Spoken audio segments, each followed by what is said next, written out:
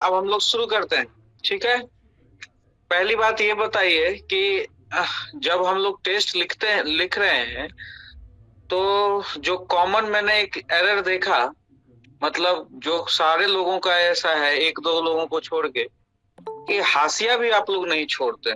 ये तो बड़ा नाइंसाफी है। मतलब कॉपी जो चेक करता है उसको तो कुछ लिखने के लिए तो कुछ छोड़िए। नंबर वंबर देगा वो कहाँ देगा? आप लोग इतना सटा सटा के जो लिख देते हैं, तो वो कुछ उसके लिखने के लिए छोड़िए, हाशिया जरूर छोड़ना चाहिए। उसके बाद दूसरा, कि पहला पेज पर जो आप लोग लिखते हैं ना, वो नहीं लिखिए। फर्स्ट पेज पर सिर्फ क्वेश्चन अटेम्प्टेड जो लिखे हैं आप लिखते हैं वो लिखिए। जैसे देखिए, अथवा वाला भी क्वेश्चन होता है, तो क्वेश्चन वन आप लिख रहे हैं या और का क्वेश्चन वन लिख रहे हैं, ये स्पेसिफाई कीजिए। क्वेश्चन टू लिख रहे हैं या और का क्वेश्चन टू लिख रहे हैं। पहले ऑब्जेक्टिव आपने किया है कि पहले आपने को मेंस का क्वेश्चन आंसर क्वेश्चन टू किया है, वो लिखिए। पहला पेज आप क्वेश्चंस अटेम्प्टेड को अरेंज करने में दीजिए, पहले पेज पर मत लिखिए। हाशिया जरूर छोड़िए। इंट्रोडक्शन और कंक्लूजन किसी भी मेंस आंसर राइटिंग का आत्मा होता है, और उसमें जो आप लोग नाइंसाफी करते हैं, उपयुक्त कथनों के अनुसार प्रूव होता है, हैंस प्रूव्ड, इस तरह कंक्लूजन लिखते हैं, वो बिल्कुल मत लिखिए। कंक्लूजन से क्या समझते हैं या इंट्रोडक्शन से क्या समझते हैं? कभी कभी किसी भी क्वेश्चन का इंट्रोडक्शन होता नहीं है। जैसे कि आपको पहला क्वेश्चन मैंने पूछा था नेशनल इनकम का, define GSDP and DDP, what is national income and why it is calculated, explain the three main methods of computing national income. ये मैंने क्वेश्चन पूछा कि जीएसडीपी और डीडीपी को डिफाइन कीजिए। माइक सभी अपना अपना ऑफ कर दीजिएगा, आवाज आ रही है आप सभी के, माइक ऑफ कर दीजिए। मीरा जी माइक ऑफ कर दीजिए। तो जीएसडीपी डीडीपी क्या होता है? कैसे होगा मुझे नहीं आ वहीं पर नीचे में एक माइक का ऑप्शन आ रहा होगा, उस पर बस क्लिक कर दीजिए, वो ऑफ हो जाएगा।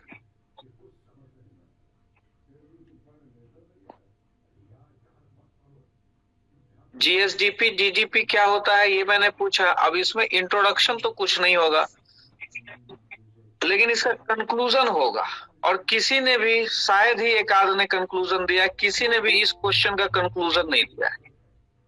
क्वेश्चन के हिसाब से हमारा कंक्लूजन होता है। जैसे मैं एक्सप्लेन कर रहा हूँ शुरुआत से, उसके बाद मैं इसका कंक्लूजन पे आता हूँ। जैसे जीएसडीपी डीडीपी क्या होता है, तो सबसे पहले आप डिफाइन करेंगे जीएसडीपी और डीडीपी। मीरा जी, जब आप अपने उस पे मोबाइल पे क्लिक करेंगे, नीचे में देखिए एक माइक का निशान होगा, उस पे आप क्रॉस कर दीजिए। नीचे में देखिएगा एक रेड बटन होगा जिससे क्रॉस करते हैं, काटते हैं। उसके बगल में एक वीडियो का निशान होगा जिससे आपने कैमरा ऑन किया है, और उसके बगल में एक माइक का निशान होगा, उस पर बस एक बार उंगली प्रेस कर दीजिए, वो ऑफ हो जाएगा, माइक ऑफ हो जाएगा। पापा आज क्या इंजीनियर साहब नहीं है क्या? ऑन ड्यूटी में है सर।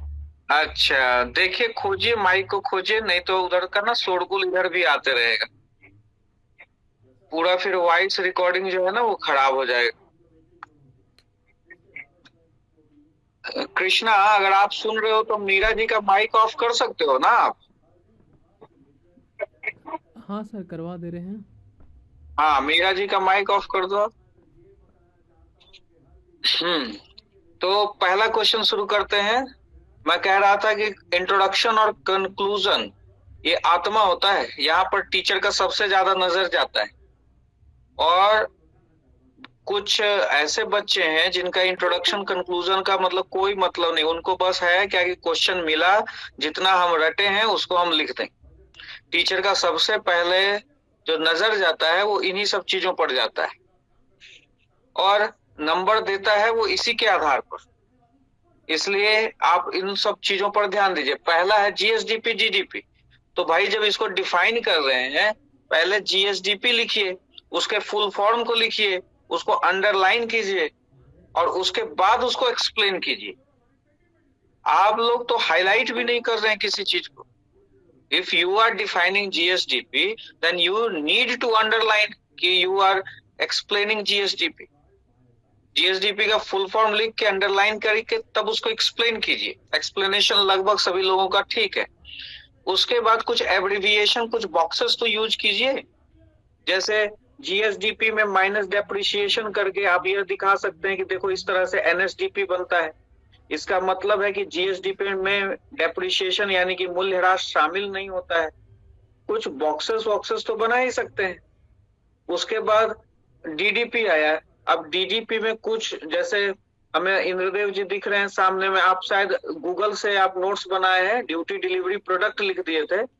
बहुत ये सब ब्लंडर है, ऐसा नहीं कीजिएगा। नेशनल इनकम का चैप्टर है और उसमें डीडीपी का ड्यूटी डिलीवरी प्रोडक्ट लिख दीजिएगा तो समझ जाएगा कि ये लड़का बहुत दिन से पढ़ाई लिखाई किया नहीं है और पैसा कमाने में बिजी है। इसलिए आप लोग सभी लोग ध्यान दीजिए, इस तरह का ब्लंडर मत कीजिए, है ना। नहीं सर, मनीष रंजन में दिया हुआ है सर वैसा। किस में दिया हुआ है? वो मनीष रंजन का जो गाइड है ना सर जेपीएससी मेंस का। तो वही तो हम देखिए, अब ओपन प्लेटफॉर्म पे हम खुल के नहीं बोलना चाहते हैं। क्या है ना इसमें कि वो बुक को कट पेस्ट किया गया है। नाम भले ही सर का दे दिया गया हो, लेकिन उसमें बहुत शुरुआत के एडिशंस में तो बहुत गलतियां थी। अभी तो बहुत सारा इम्प्रूव भी हुआ है। और थोड़ा सा देख के सोच के, मार्केट में कंटेंट बहुत है, हम लोगों को वो कंटेंट लेना है जो वेरीफाइड हो, under the guidance of teacher हो। आजकल ये ट्रेंड चला है आईएएस ऑफिसर्स के और आईपीएस ऑफिसर्स के नाम को बुक पे छापना। आप ही लोग जब बन जाएंगे ना तो आप ही लोगों को लोग अप्रोच करेगा कि आप मेरा बुक पे अपना नाम दे दो। ऐसा गलती मत करिएगा, नाम आपका छाप के और अंदर में पता नहीं कुछ भी डाल देंगे। बच्चे छोटे छोटे गुमराह हो जाते हैं। तो ये डीडीपी वाला डिस्ट्रिक्ट डोमेस्टिक प्रोडक्ट जब आप लिखे तो इसमें दोनों चीज को जब डिफाइन कर दिया तो तीसरा पूछ रहा है कि व्हाट इज नेशनल इनकम। अब किसी ने नेशनल इनकम को डिफाइन नहीं किया। नेशनल इनकम को भी एब्रिविएशन यूज कीजिए, एनएनपीएफसी। उसके बाद नेशनल इनकम को दिखाइए, फिर व्हाई इट इज कैलकुलेटेड, ये वाला पोर्शन बहुत लोगों ने नहीं लिखा। अब why it is calculated, national income क्यों चाहिए? किसी भी देश का समृद्धि, ग्रोथ, इसको निरूपित करता है। कंपैरिजन, इंटरनेशनल कंपैरिजन को फैसिलिटेट करता है, परफॉर्मेंस दिखाता है किसी भी कंपनी का। किसी भी देश को अगर कोई नीति निर्माण करना होता है, पॉलिसी फॉर्मुलेशंस करना होता है, तो अपना जीडीपी ही देख के तो करता है। तो किसी भी देश को अगर अंतरराष्ट्रीय तुलना करना है, पॉलिसी फॉर्मुलेशंस करना है, अपना परफॉर्मेंस चेक करना है, किसी भी इंडिकेटर को आगे लेकर जाना है, तो वो नेशनल इनकम ही देखता है। इसलिए नेशनल इनकम निकाला जाता है। तो आपको तीन चीजों को आपने डिफाइन कर दिया। मेथड्स ऑफ एस्टिमेशन में जब आते हैं तो जिन बच्चों को, एक मुझे लगता है कि एक आध लड़का, जैसे मुझे लगता है पीयूष चौबे मुझे लगता है लिखा है, या एक आध और लड़का, एक मेरा बड़ा फेवरेट स्टूडेंट है चंदू, सुन रहा है शायद, उसने भी नहीं लिखा जीवीएएफसी। अभी 2015 के बाद ये जो आप मेथड देख रहे हैं, प्रोडक्ट मेथड, इनकम मेथड और एक्सपेंडिचर मेथड, इसके अलावा एक मेथड है जीवीएएफसी, एट बेसिक प्राइसेस। इसको किसी ने नहीं लिखा। अब आप कंटेंट को अपडेट नहीं करेंगे और नेशनल इनकम का पुराना चीज लिख कर आ जाएंगे तो सीधे आप 40 है ना तो 20 नंबर से मार्किंग शुरू होगी आपकी। मैंने तो नंबर दे दिया, 14, 15, 17, 19 ऐसे दे दिया। 10 नंबर मिलेगा 40। अगर कोई जामिया मिलिया या डीयू का टीचर आ जाएगा जो 2000 बाद का प्रोडक्ट है, नहीं देगा आप लोगों को नंबर।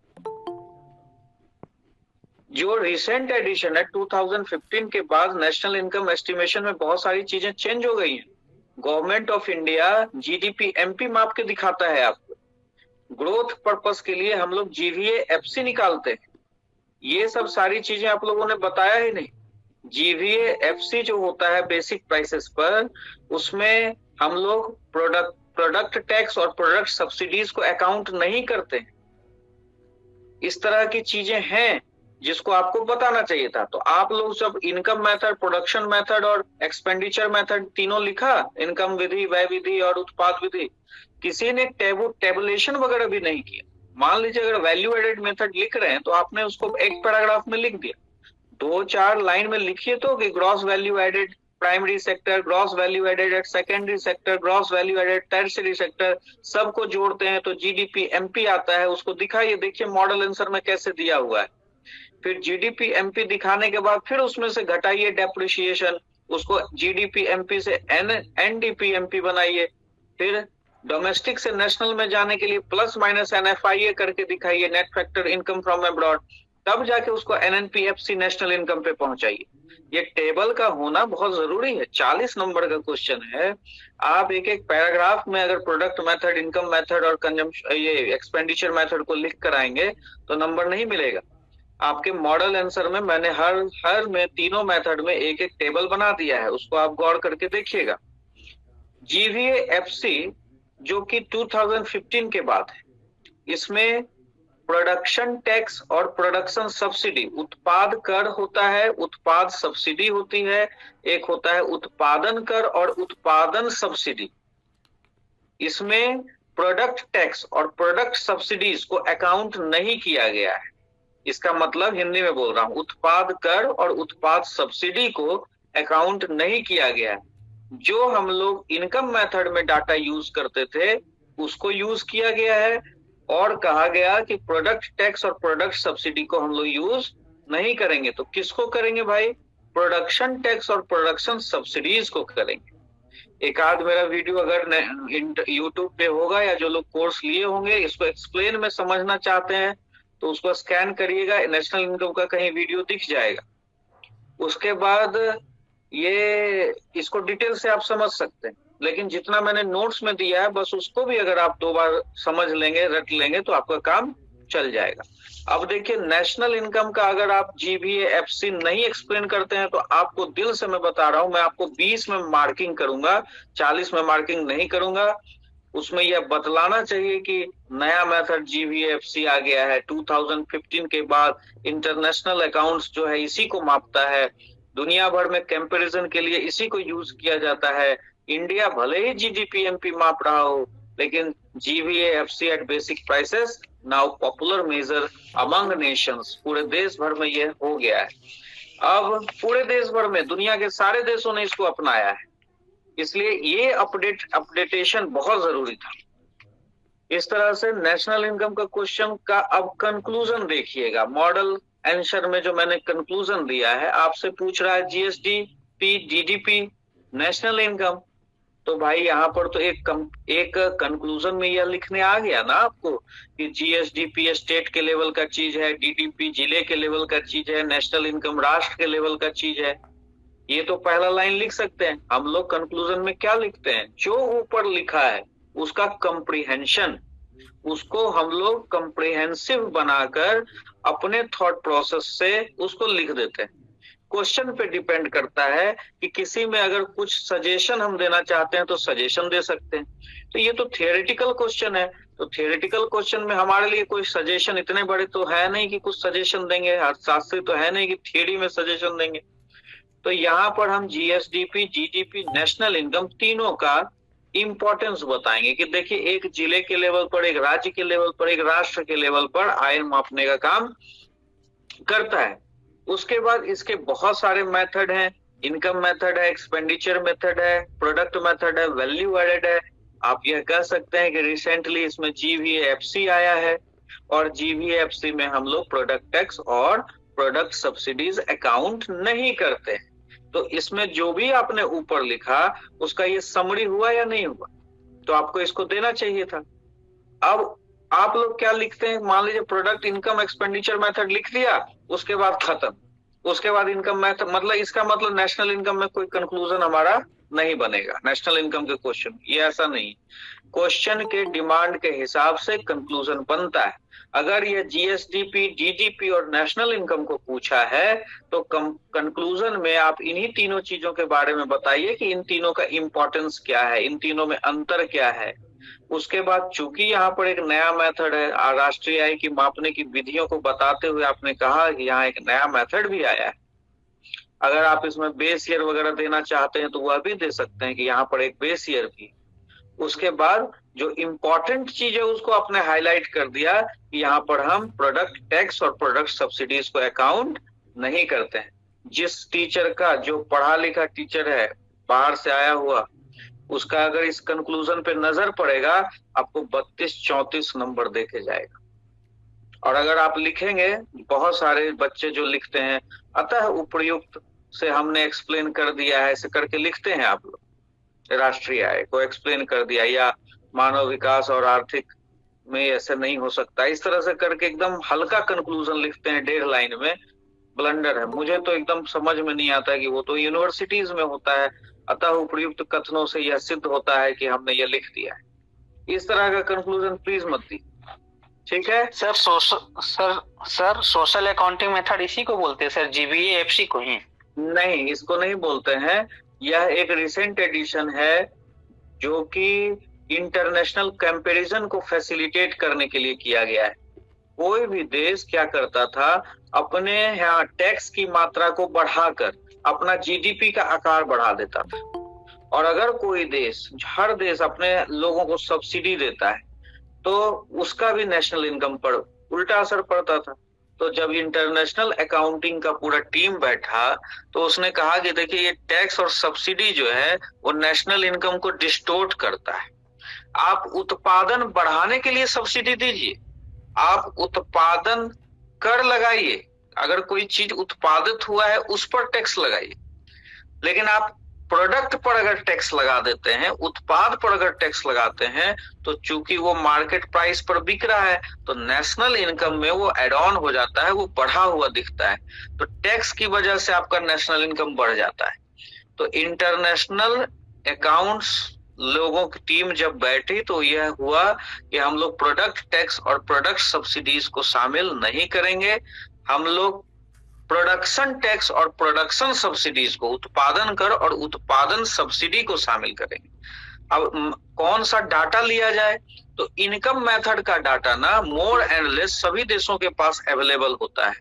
आप अगर product method, value added method की बात करें तो मान लीजिए एग्रीकल्चर सेक्टर को लीजिए, किसान गया मंडी सामान बेचने के लिए, पता चला कि वो जो सामान बेचा है वो बाहर में भी, खुदरा में भी बेच दिया।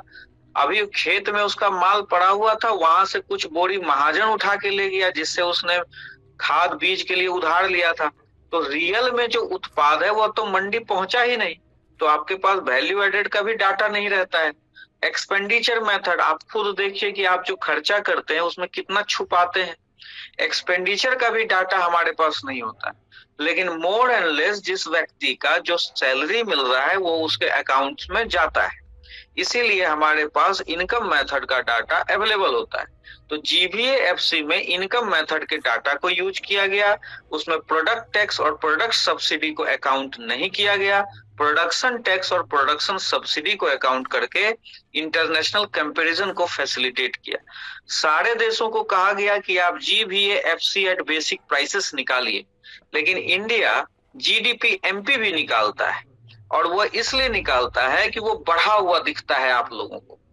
आप लोगों को लगता है देश का जीडीपी बढ़ रहा है और हम लोग वोट एकदम मारते जाते हैं आंख बंद करके, वाह जीडीपी। देश को क्या मतलब होता है जीडीपी बढ़ा के दिखाना, ताकि हमारा इतना % ग्रोथ हुआ, ताकि अगले बार इलेक्शन में वो कह सके चिल्ला चिल्ला के कि देखो हमने ग्रोथ रेट बढ़ा दिया।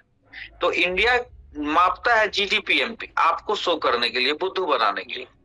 लेकिन इंटरनेशनल कंपैरिजन के लिए जीबीए एफसी अब स्टैंडर्ड है, जिसको 2015 के बाद अपनाया गया है। ठीक है, चलिए अब इसमें और किसी को कोई प्रॉब्लम, इस क्वेश्चन में कुछ और समझना है तो बोलिए। तो सर एक चीज पूछना था। हाँ पूछिए। तो इंडिया में अभी जीडीपी एमपी को ही तहत मेजर किया जाता है ना सर?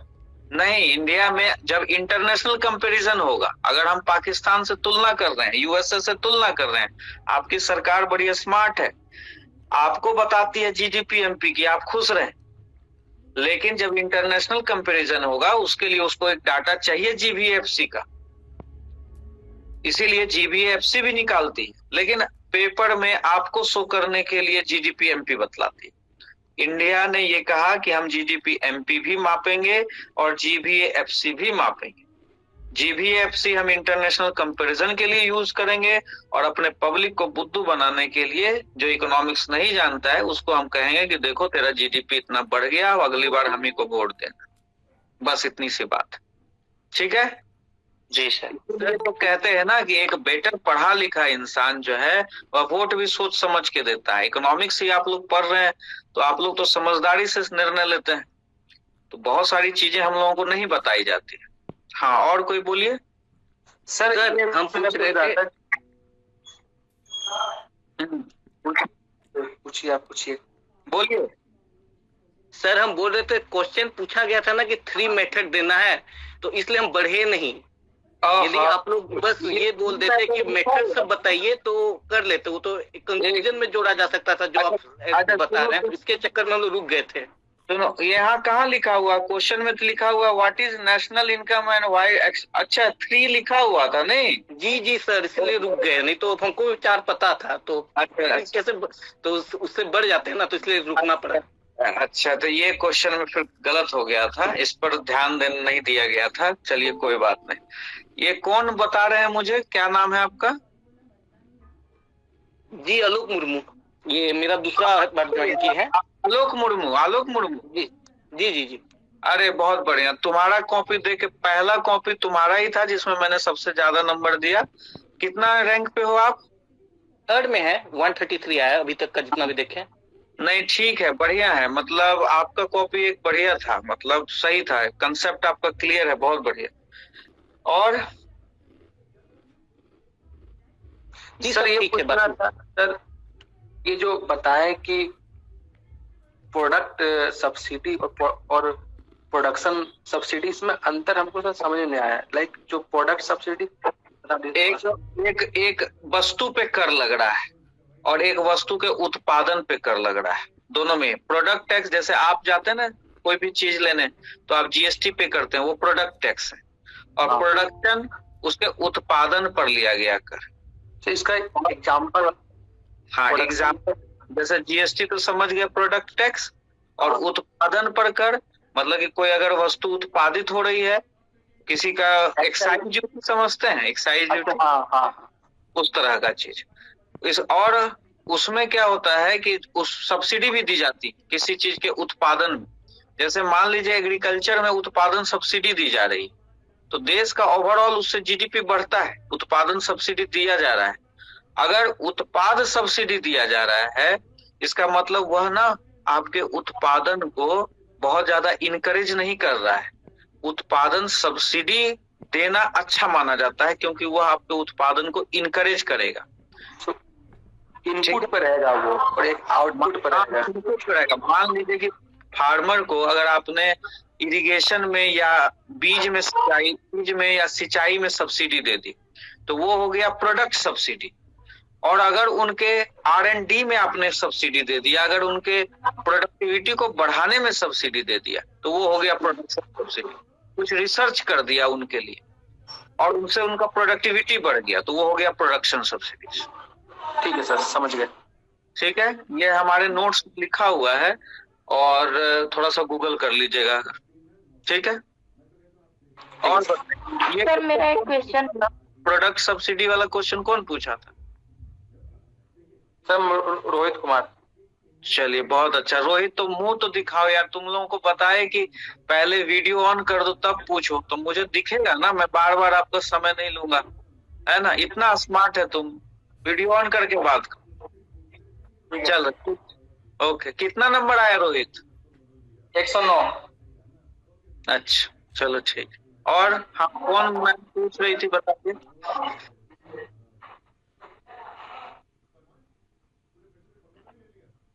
सर मुझे कुछ पूछना था। हाँ बोलिए। जीबीए एफसी हम नोट्स में पढ़े हैं, और जो मॉडल आंसर था उसमें पढ़े, पर मुझे उसका क्रक्स समझ में नहीं आया। मतलब एक संक्षेप में, मतलब मोटा मोटी एक होता है ना, क्या नाम है मतलब gross value added at factor cost उसको बोला जाए। नहीं, क्या नाम है मीरा बोल रहे हैं सर। आप एक बार ना नेशनल इनकम आपको मीरा। हाँ हाँ मीरा, आप तो कोर्स लिए ना कल परसों, वही बड़ी वाली मीरा बोल रहे हैं ना? जी सर, मैं ली हूँ। आप नेशनल इनकम हमने जी सर। नेशनल इनकम हमने दूसरे यूनिट में पढ़ाया है, उसको सुनिएगा 1-2 बार, आपको सब समझ में आ जाए। ठीक है? Okay sir. हाँ, दूसरे यूनिट में चौथे चैप्टर में हमने उसको पढ़ाया है, आप उसको 1-2 बार सुनिए। ठीक है, चलिए। और ओके सर। चलिए ठीक है, अब आगे बढ़ते हैं क्वेश्चन नंबर 2 में है, despite having several measures to reduce the vulnerability of farmers in India, the farm sector and farmers continue to suffer losses. कह रहा है कि इतना फार्मर्स का दिनहीनता है, इतना प्रयास करने के बावजूद भी फार्म सेक्टर और फार्मर्स के लिए इतनी कोशिश की जा रही है, फिर भी फार्मर जो है वो वल्नरेबल बना हुआ है और हमेशा उसको लॉस हो रहा है। Suggest some measures that can be taken to improve their conditions.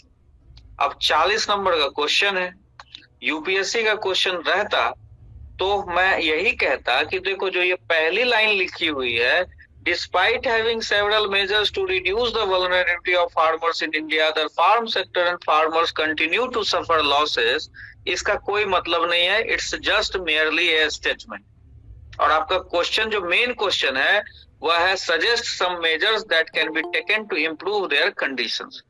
अब यूपीएससी का क्वेश्चन रहता तो सिर्फ बोलता कि आप सेकंड वाले पार्ट को पकड़ो और 250 शब्दों में लिख दो, लेकिन है ये जेपीएससी का क्वेश्चन।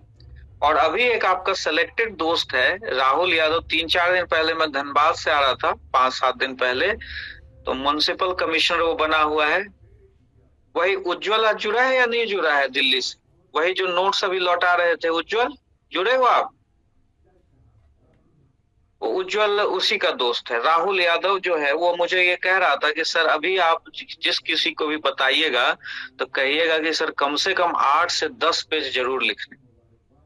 हम कहे कि यार इकोनॉमिक्स में हम 6 से 7 पेज से ज्यादा नहीं बोलते हैं लिख, तो कह नहीं सर आप कहिए कि 8 से 10 पेज लिखा करें।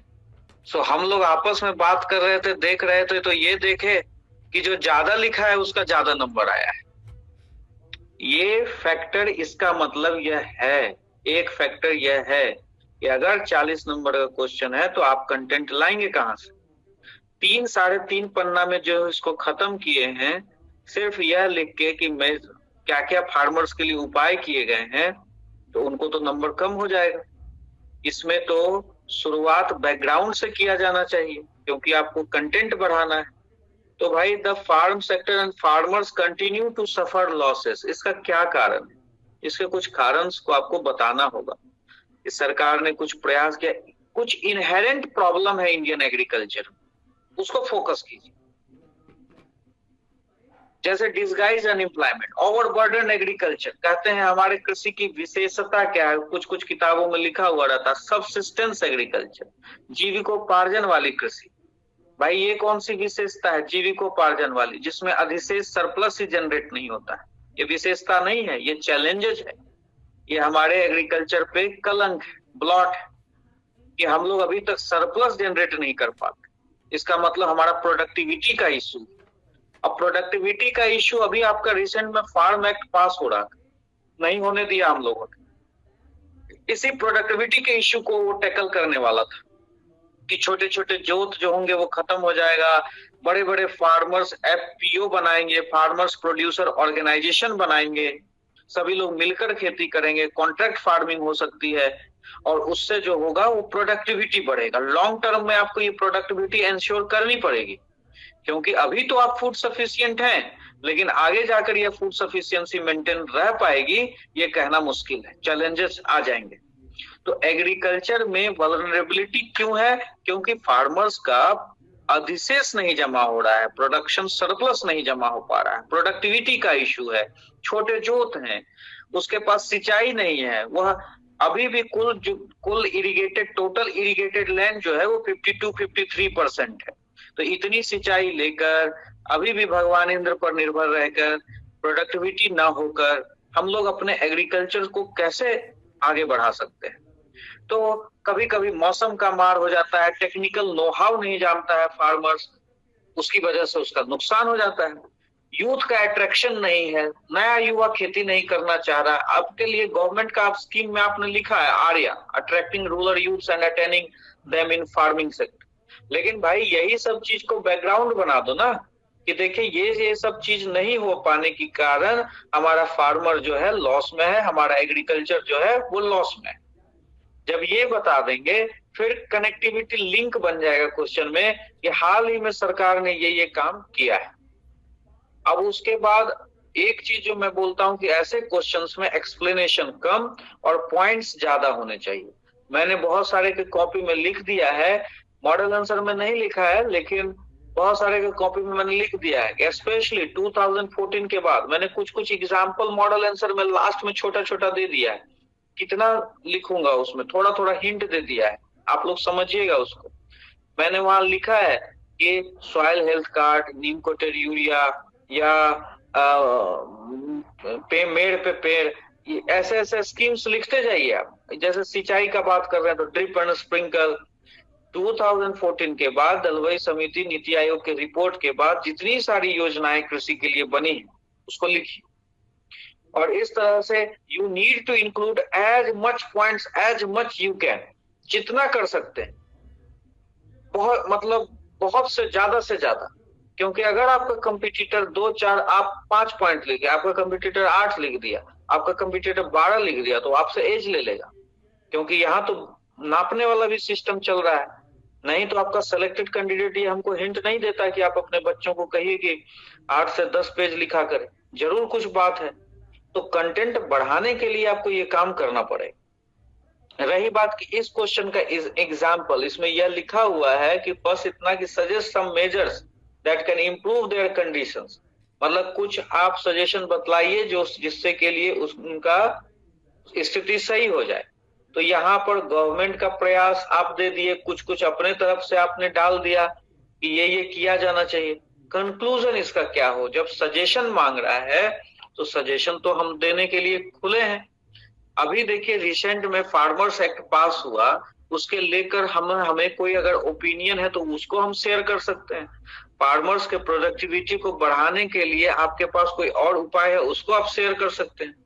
लेकिन ये नहीं कह सकते सिर्फ कंक्लूजन में क्या था उपर्युक्त कारणों से हमारे किसानों की स्थिति सुधर जाएगी। भैया ये जो लिखते हैं ना, प्लीज अगले बार बहुत और काटूंगा, इस तरह का कंक्लूजन मत लिखा कीजिए।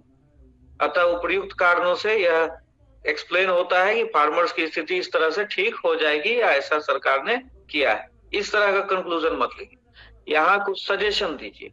जैसे कि आप देखिए यहाँ पर आपके कंक्लूजन में मैंने क्या दिया है, by implementing a combination of these measures in holistic and coordinated manner, policy makers can significantly improve the conditions of farmers in India. Enhance, अब दो चीज जो शुरुआत किया था जहां इंट्रोडक्शन में, enhance agriculture productivity and promote sustainable and rural development। कि आपका एग्रीकल्चर में जब तक सरप्लस जनरेट नहीं होगा, जब तक प्रोडक्टिविटी नहीं होगी, तब तक आपका कृषि सतत विकास और विकसित नहीं हो पाएगा। इस तरह का कोई भारी भरकम शब्द, कुछ बढ़िया स्टेटमेंट देना होगा जिससे आपका कंक्लूजन सुंदर लगे। ठीक है, अब बताइए इसमें और किसी को कोई शंका?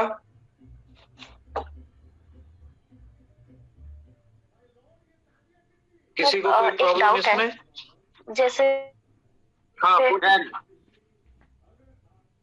सर, क्वेश्चन सिलेक्शन करने के टाइम पे जो डायनेमिक क्वेश्चंस होते हैं, जैसे ये एग्रीकल्चर वाला डायनेमिक था और नेशनल इनकम वाला जो है बहुत ही मतलब टू द पॉइंट टाइप का आंसर क्वेश्चन था, तो उसमें हम लोग को कौन सा करना चाहिए सिलेक्शन एग्जाम के टाइम पे? कौन बोल रहे हैं, नाम बताइएगा।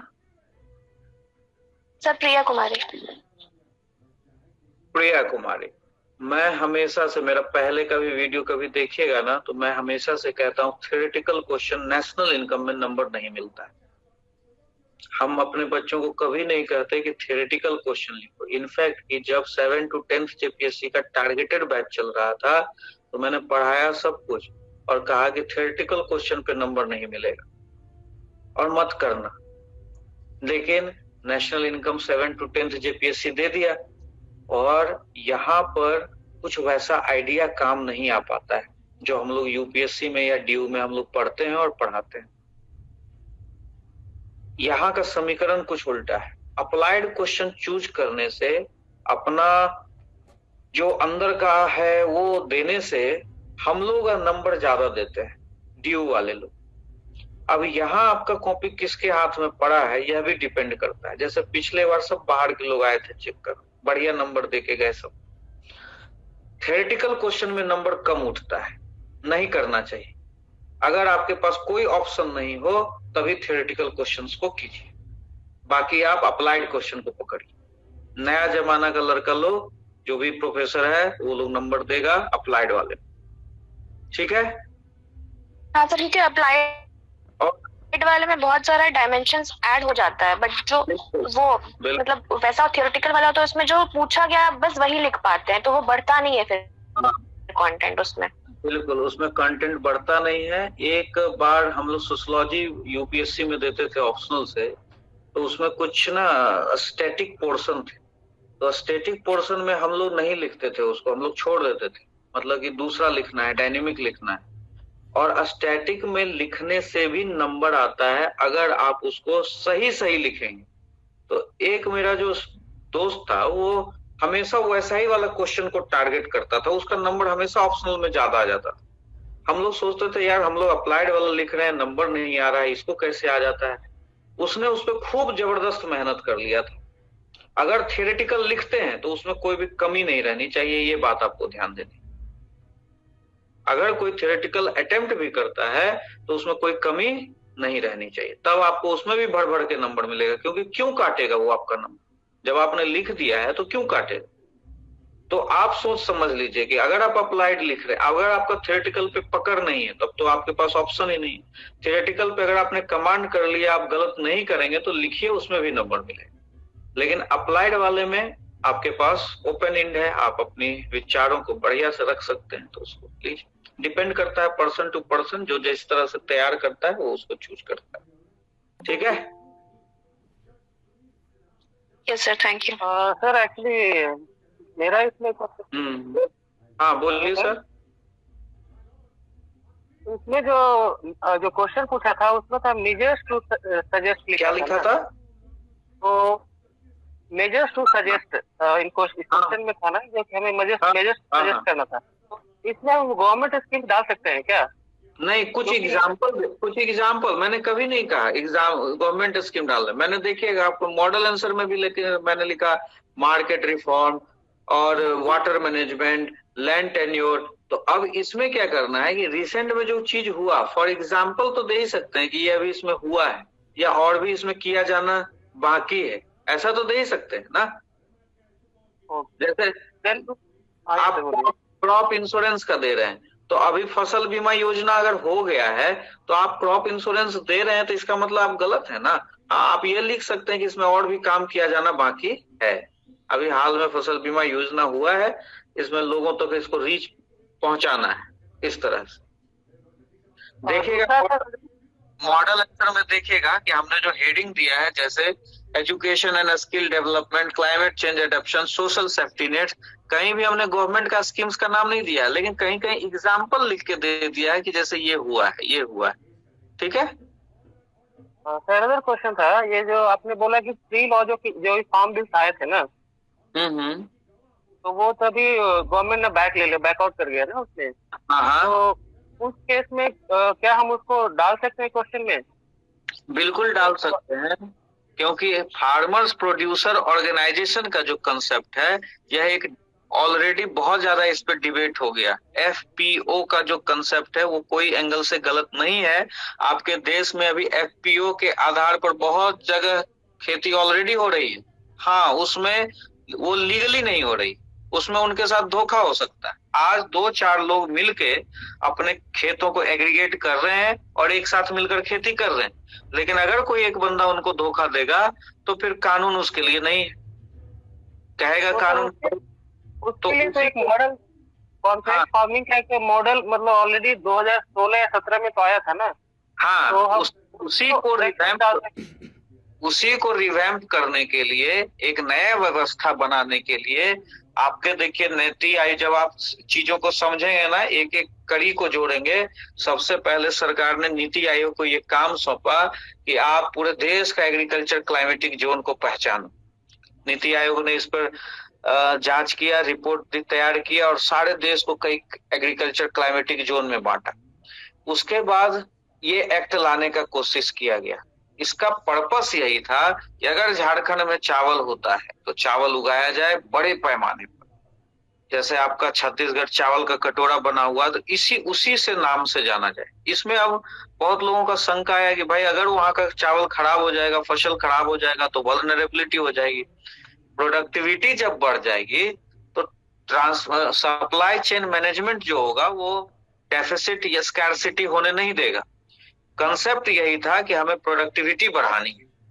क्लाइमेटिक जोन पहचान लिया, अब हम खेत को छोटे छोटे जो मार्जिनल लैंड होल्डिंग्स हैं उसको हम बड़े करेंगे। तो कैसे करेंगे?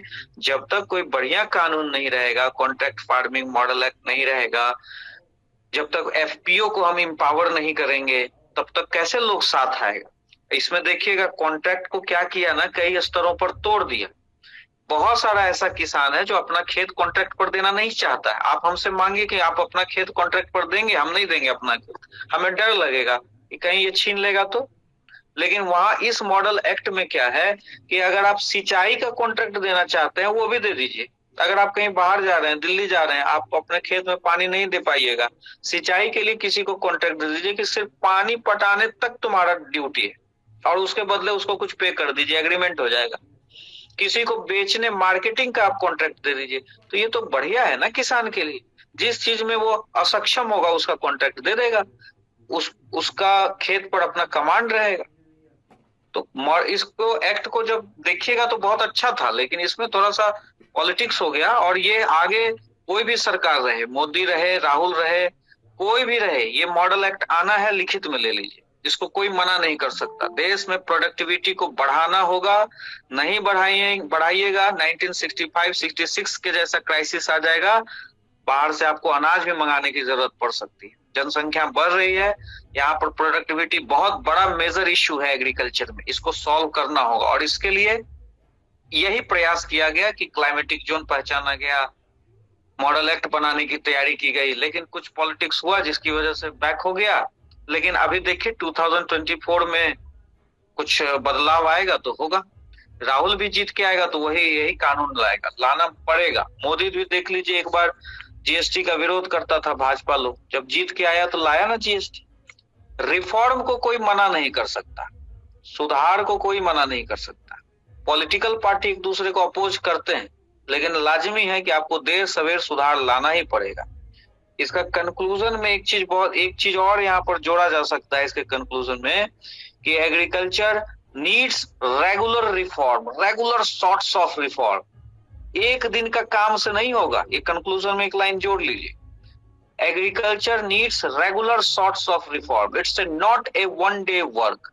एक दिन के काम से एग्रीकल्चर का कोई भला होने वाला नहीं है। एग्रीकल्चर के लिए नित नए सुधार की जरूरत होगी, इसलिए लाजिमी है कि आगे चलकर सुधार होगा। ठीक है?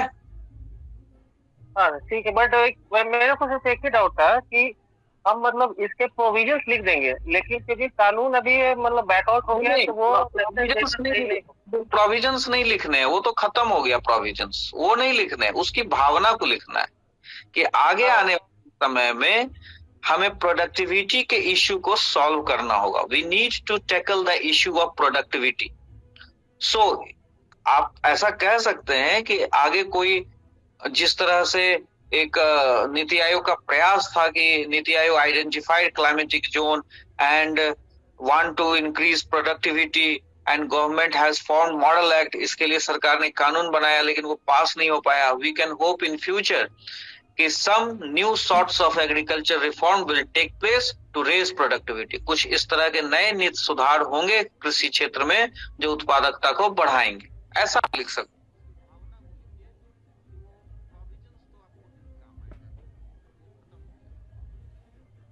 क्या? Okay sir, thank you. Okay, कौन पूछ रहे थे? नाम बताइए अपना। सर मेरा नाम सुमित हुआ। सुमित कंचन? नहीं सर, सुमित कुमार। अभी लास्ट वीक मैंने ज्वाइन किया था आपका सैटरडे को। अच्छा अच्छा, कहाँ से हैं सुमित आप? एक्चुअली मैं पटना से हूँ, बट अभी मैं चेन्नई में हूँ। कितना? चेन्नई ये पीएसयू में जॉब करते हैं जहाँ से आनंद जी लोग थे? मैं आनंद को तो नहीं जानता हूँ, बट मैं भी पीएसयू में ही हूँ। अच्छा अच्छा, आपके वाईजैग वगैरह से पिछले साल हमारे से बहुत बच्चे जुड़े थे, 2-3 का रिजल्ट आ गया था। ओके सर, तो इस बार मैं जुड़ा हूँ शायद। बिल्कुल बिल्कुल बिल्कुल। चलिए और अब आगे बढ़े। जी जी सर, मैं चलिए अब नेक्स्ट क्वेश्चन है, डिफाइन न्यू डिफिनीशन ऑफ। हाँ बोलिए। जी सर, मैं बोल सकता हूँ कि सर बीच में? हाँ बोलिए। अभी भी थोड़ा सा मेरे सारे डाउट क्लियर है, बस एक ही डाउट है जो ये आंसर में जो लेंथ है या कितने वर्ड लिखने हैं, कितने पेज भरने हैं, ये बहुत बड़ा डाउट बना हुआ है सर। अच्छा, आप देर से जुड़े थे या सुन रहे हैं शुरू से? नहीं सर, मैं थोड़ा सा लेट हो गया, वो खाना खा रहा था, उसकी बहुत मुझे माफ करें, ये गलती है मेरी, मैं आगे से जरूर ध्यान रखूंगा। जी जी, मेरा तेजराम नाम है सर। तेजराम, अच्छा हाँ। अच्छा तेजराम जी, अभी हमने बताया था एक पिछले बार का सिलेक्टेड लड़का था राहुल, वो अभी कुछ दिन पहले बातचीत हो रही थी उससे। हम लोग बात करते रहते हैं बच्चों का किस तरह से आगे और ज्यादा रिजल्ट हो रामाकृष्णा से। तो मैं धनबाद से आ रहा था अपने ब्रांच से और गाड़ी में ही उसका फोन आया। हम लोग पे एक हेल्दी डिस्कशन हो रहा था, तो वो बता रहा था कि सर आप अपने बच्चों को एक चीज ये बताइए, 8 से 10 पेज वो लिखे। और मैं ना 5 से 6, 6 से 7 से ज्यादा नहीं बोलता हूँ लिखने, लेकिन वो चूंकि मैं ऐसा बोलता था कि 6-7 पेज काफी है, इकोनॉमिक्स में तो 5-5.5 भी पेज लिख दिया तो बहुत है। लेकिन वो बच्चा ये बोल रहा था, ऑलरेडी सिलेक्टेड है, आपस में सभी सिलेक्टेड कैंडिडेट्स बात करते होंगे, तो उन लोगों ने ये देखा होगा कि जो ज्यादा लिखा है उसका नंबर ज्यादा आया है, जो पेज भर के आया है उसका नंबर ज्यादा आया है। तो आप अपना स्पीड बढ़ाइए, 7 to 8 पेज तो जरूर लिख कर आइए। ये चीज हर सब्जेक्ट के लिए अप्लाई होती है या सिर्फ एक ही सब्जेक्ट? देखिए, जिसमें कंटेंट नहीं रहेगा, मजबूरी है, साइंस वगैरह में कुछ क्वेश्चन में कंटेंट ही नहीं, इवन की इकोनॉमिक्स में भी आपको दिक्कत हो। नहीं वो तो हम समझते हैं, लेकिन इकोनॉमिक्स में भी या बाकी कोई भी सब्जेक्ट है तो उसमें हम ये कर सकते हैं कि कोई पॉइंट को बढ़ा के, जैसे मैंने यूपीएससी की तैयारी की हुई है तो मैं लगता है कि मैं पकड़ के थोड़ा बहुत कुछ कर लूंगा, तो मुझे ये चीज हर सब्जेक्ट पे अप्लाई करनी है कि भाई हर सब्जेक्ट में औसतन 7 से 8 या 8 से 9 पेज तो भरनी है। जितना मैक्सिमम कर सकते हैं। हिस्ट्री वगैरह में जहाँ 2-2 क्वेश्चन लिखना है, हिस्ट्री वगैरह में तो बच्चा ये कह रहा है सिलेक्टेड कि और ज्यादा 10 से 12 पेज लिखने बोली। चलो तो ठीक है, मैक्सिमम कर सकते हैं। जी जी थैंक यू। और यूपीएससी वाले कुछ का क्वेश्चन कॉपी में देख रहा था, वो समझ में आ जाता है कि कौन यूपीएससी वाला है। एक तो आप लोग व्हाइट पेज पर मत लिखिए, आप लोगों को बहुत दिक्कत होगा। वहां पर रूलिंग पेज मिलेगा, आप जितना 10 पन्ना 8 पन्ना में यहाँ लिख रहे हैं वो आपका 3 पन्ना में वहां खत्म हो जाए कंटेंट। आप लोग दोनों तरफ बड़ा बड़ा हाशिया छोड़ते हैं व्हाइट पेज पर, और एक एक पेज में मात्र 100 वर्ड्स लेकर निकल जाते हैं, लगता है कि कॉपी भरा हुआ है। रूलिंग पेज पर आप लोग लिखिए, ठीक है? जी बात सर। एक सवाल है। ओके कि वहाँ पर जो पेज मिलता है उसका साइज क्या रहता है, मतलब जो हम लोग रामाकृष्णा में जो पेज अभी ऑफलाइन में दिया जा रहा है, जहाँ से जेपीएससी का कॉपी छपता है वहीं से हम लोग भी पेज मंगवाए। बड़ा ही घटिया पेज होता है, उस पे इधर लिखिएगा तो उधर दिखेगा, ऐसा घटिया पेज होता है। इसलिए पेन भी अपना सोच समझ के, कोई बहुत ज्यादा जेल वाला पेन यूज करेंगे तो वहां पर दिक्कत हो जाएगी, दूसरे तरफ छप जाता है। मतलब बढ़िया जेल का पेन यूज करेंगे तो वो ज्यादा अच्छा लगेगा, वो उस पर दिखता है। और blue point, dark blue point, blue pen, blue ball pen use कीजिए, वो ज्यादा बढ़िया रहेगा। डार्क ब्लू बॉल पे, वैसे कॉपी पे वो खिलता है। कॉपी का पेज बहुत ज्यादा बढ़िया नहीं रहता। किसी को सैंपल वैम्पल चाहिए होगा तो देख लीजिएगा आके, यहाँ पर नजदीक में कोई होंगे तो किसी को।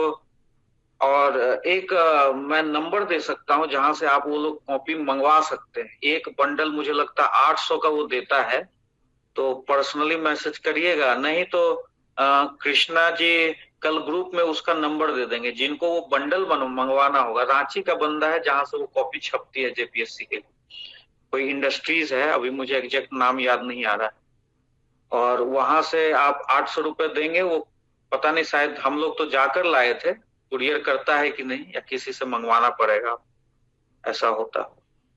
ठीक है, तो वो आपको कॉपी मिल सकती है। चलिए आगे चलते हैं तीसरे क्वेश्चन पे। Define new definition of Mayaram committee, FDI and FII. अब इसमें बहुत लोग मायाराम कमेटी के बारे में बताए ही नहीं। एफडीआई एफआईआई का पुराना वाला डिफिनीशन लिख दिया, जिसमें मायाराम कमेटी ने बहुत सारे रिकमेंडेशन दिए और गवर्नमेंट ने उसको स्वीकार कर लिया, तो चीजें बदल गई। अब ज्यादातर हमारे लिए क्या है, एफडीआई है। हम लोग तो किसी चीज, पहले एक जमाना था जहां पर हम प्रमोट करते थे इलीगल मनी, ब्लैक मनी। 2005 तक 49% जो मनी था हमारा पोर्टफोलियो इन्वेस्टमेंट का, वो ब्लैक मनी हुआ करता था। उस समय भारत पर किसी को विश्वास नहीं था, हमें पैसे चाहिए थे, तो हम ब्लैक मनी को भी लेकर अपने इकोनॉमी में यूज कर लेते थे। लेकिन जब हम धीरे धीरे, तो ब्लैक मनी से वल्नरेबिलिटी का इश्यू था, इसलिए हम लोगों ने धीरे धीरे उस पर एक कमेटी बनाई, कही कि इसको भाई रीडिफाइन कीजिए। अब इसमें ऐसा हो गया है कि कोई भी एनआरआई 10% भी देता है तो वो एफडीआई माना जाता है। 10% से कम भी कर दिया, 1%, एक साल के अंदर अंदर उसको 10% कर दिया, तब भी हम उसको एफडीआई मानते हैं। एफडीआई मानने का मतलब उसको रिस्पेक्ट देना, उसको वेलकम करना, उसके लिए बिजनेस को आसान बनाना। इससे हमारे देश में पूंजी आएगी, पूंजी आएगी तो टेक्नोलॉजी आएगी, टेक्नोलॉजी आएगी तो growth, infrastructure, employment creation, poverty eradication, सब कुछ होगा। तो इसलिए हम लोगों ने एफडीआई के डिफिनीशंस को अभी बदल दिया है, उसे अब अपने हिसाब से बना लिया। अब भारत में सभी लोग आना चाहते हैं, तो सभी का पैसा हमारे लिए वेलकम है। तो इस तरह से मायाराम कमेटी को कोट करते हुए उनका आंसर को, उनके रिकमेंडेशन को भी लिखना था, जो कि आप लोगों ने नहीं लिखा है। उसके बाद एफआईआई एफडीआई को बताइए, और उसके बाद फिर role of foreign capital and technology. जितने पॉइंट, इसमें भी फिर पॉइंट्स आ रहा है, तो अब मॉडल आंसर में देखिएगा आप लोग, कुछ चीजें हाईलाइट की गई है। बहुत लोग ना हेडिंग, सब हेडिंग देते हैं लेकिन सब हेडिंग नहीं देते। अगर आपको पूछा role of foreign capital and technology, तो ऐसा तो क्वेश्चन है नहीं पैराग्राफ में लिखा जा सकता है, पॉइंट में देना है। तो अगर पॉइंट लिखा पहले कैपिटल फॉर्मेशन एंड इन्वेस्टमेंट, इसको भाई अंडरलाइन करना है, एम्फेसाइज करना है, उसके बाद एक्सप्लेन कर दीजिए। जहां इसका एक्सप्लेनेशन खत्म होता है तो एक लाइन छोड़ दीजिए, उसके बाद दूसरा पॉइंट लिखिए। आप लोग जो लगातार लिखते जाते हैं तो वो तो हमें खोज के चेक करना पड़ता है। इतना किसके पास टाइम, सारे टीचर की बीवी होती है और वो टेंशन क्रिएट करती है, बेचारा थका मांदा रहता है, जैसे तैसे फिर आपका कॉपी चेक कर दे। इसलिए थोड़ा सा शो योर आंसर, अपने आंसर को दिखाइए, थोड़ा सा स्पेस दीजिए, थोड़ा सा पॉइंट्स को हाईलाइट कीजिए, ये सब चीज पे ध्यान दीजिए। ठीक है, बाकी ये क्वेश्चन में बहुत ज्यादा दम नहीं था, आपको मायाराम कमेटी को कोट करना था, जो बहुत बच्चों ने किया नहीं। ठीक है, अब इसमें कोई प्रॉब्लम?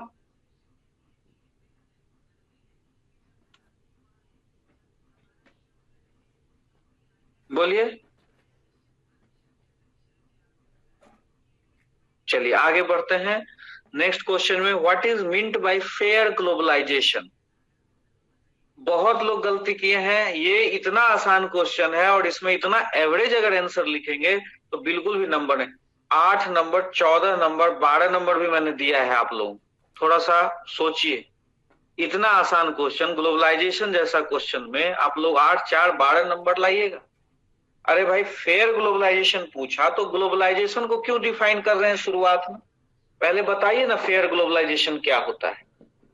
बैकग्राउंड में भी जाना है अगर आपको, तो ग्लोबलाइजेशन को बतलाया, जैसे लिबरलाइजेशन, प्राइवेटाइजेशन को बतलाइए, फिर रिजल्टेंट इफेक्ट ग्लोबलाइजेशन बताइए, कम से कम उसके बाद तो फेयर ग्लोबलाइजेशन, निष्पक्ष वैश्वीकरण को बताइए कि ये क्या होता है।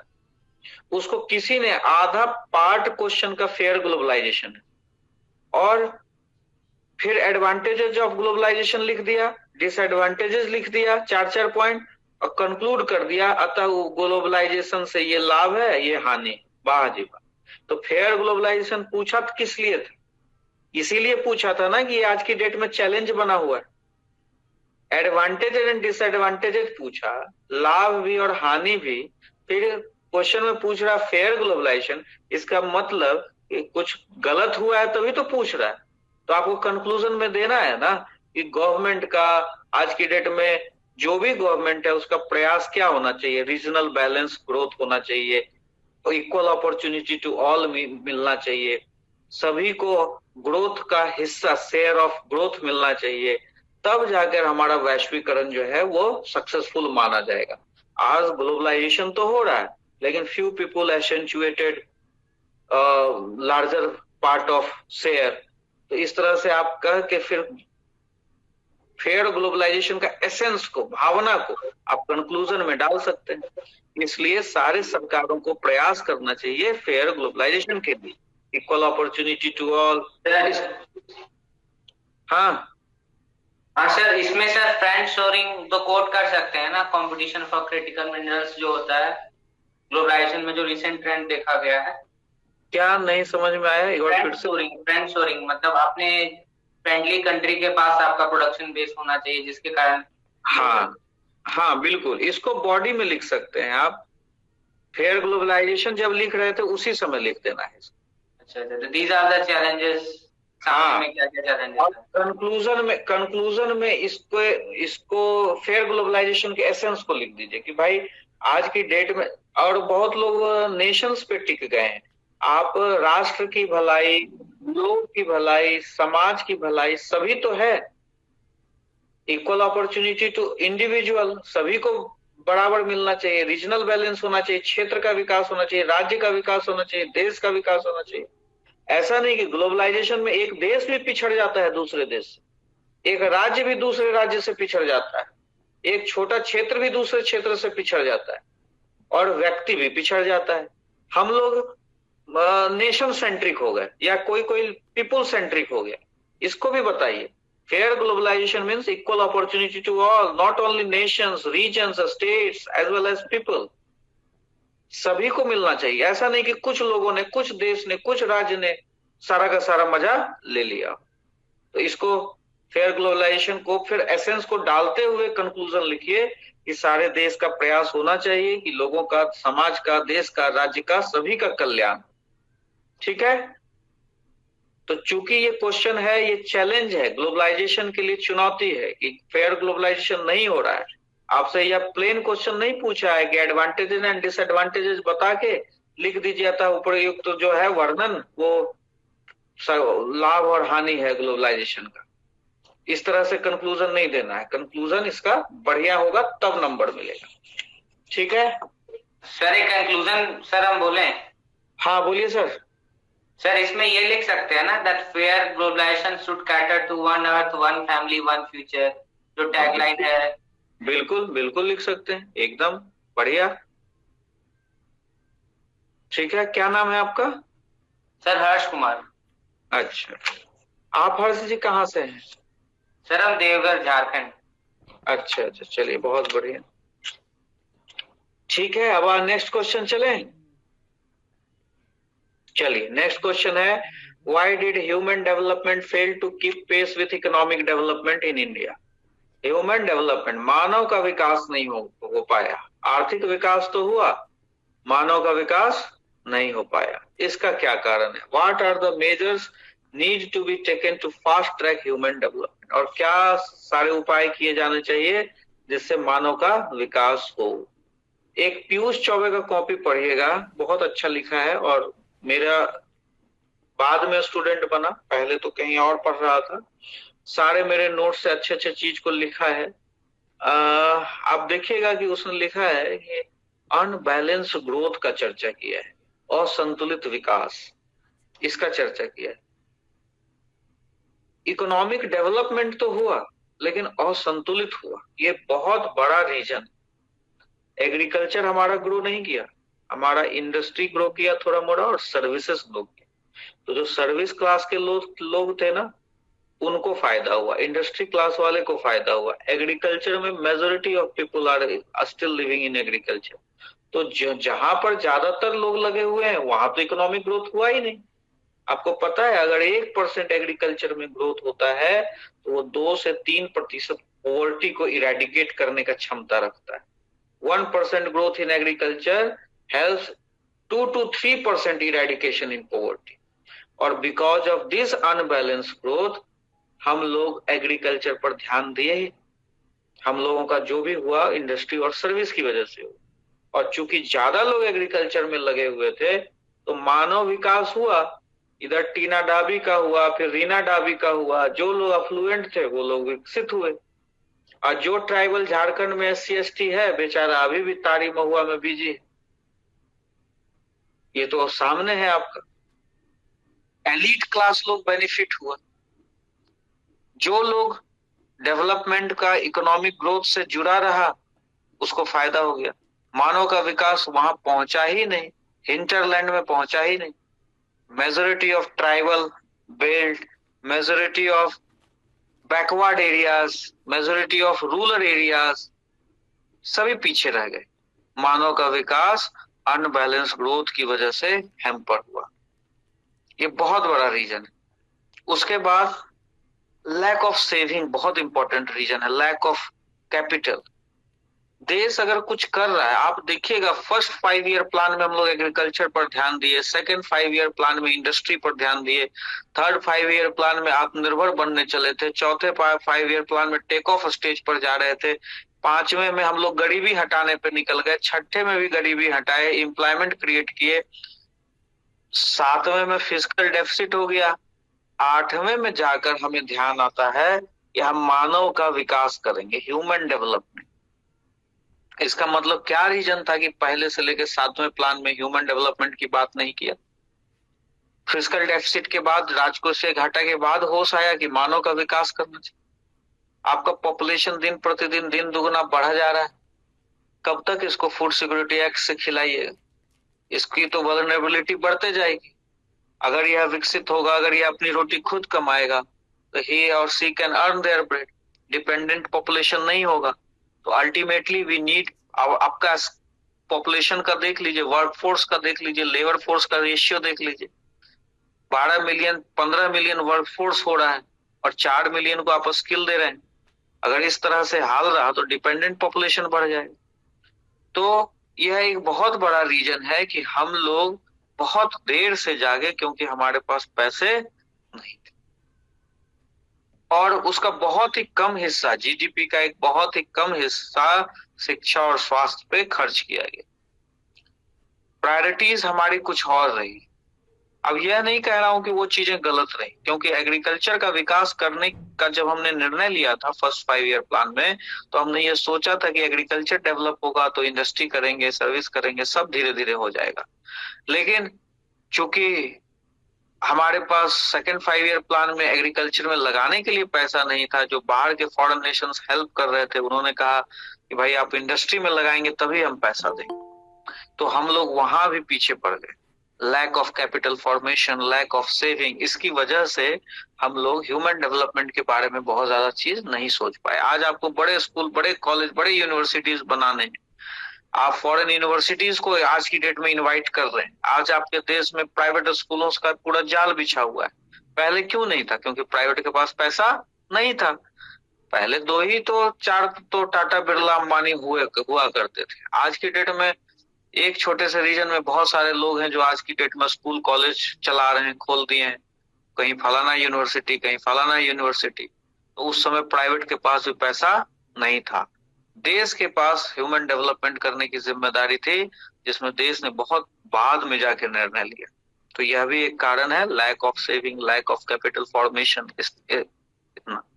तो एक अनबैलेंस ग्रोथ वाला रीजन, और ये सब रीजन जो बेसिक रीजन है कि आर्थिक विकास हुआ, इकोनॉमिक ग्रोथ हुआ, लेकिन ह्यूमन डेवलपमेंट नहीं हुआ, ये जरूर देना चाहिए था। ठीक है, तो ये सब देते हुए आगे बढ़ते सही रहता उसके बाद इसका तो बहुत सारा पॉइंट मैंने दे दिया कि किस तरह से इसको आगे बढ़ाना चाहिए,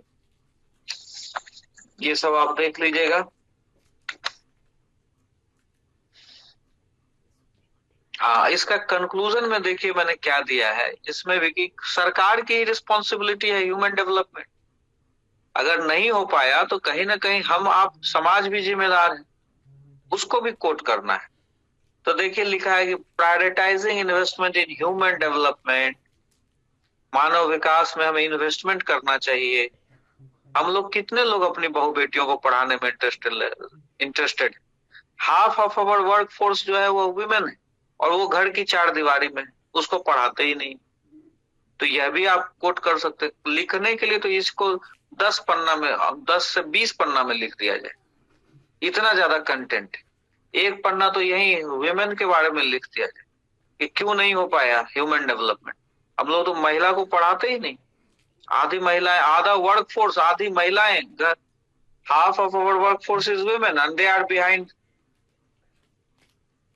they are in our home sitting idle, कुछ नहीं कर रही हैं। उनका कंट्रीब्यूशन जो है वो भले ही घर में दिन भर काम करें लेकिन उनका कोई वैल्यू नहीं। तो इस तरह से फिर इंक्लूसिव पॉलिसीज प्रमोट करना है कि समावेशी नीतियां। आप देखिएगा कि देश में किस तरह से इंक्लूसिवनेस को प्रमोट किया गया कि कोई भी ना छूटे। मैंने बहुतों के कॉपी में लिखा है गवर्नेंस भी आएगा, प्रशासन भी आएगा, पुलिसिंग भी आएगी, सब कुछ है।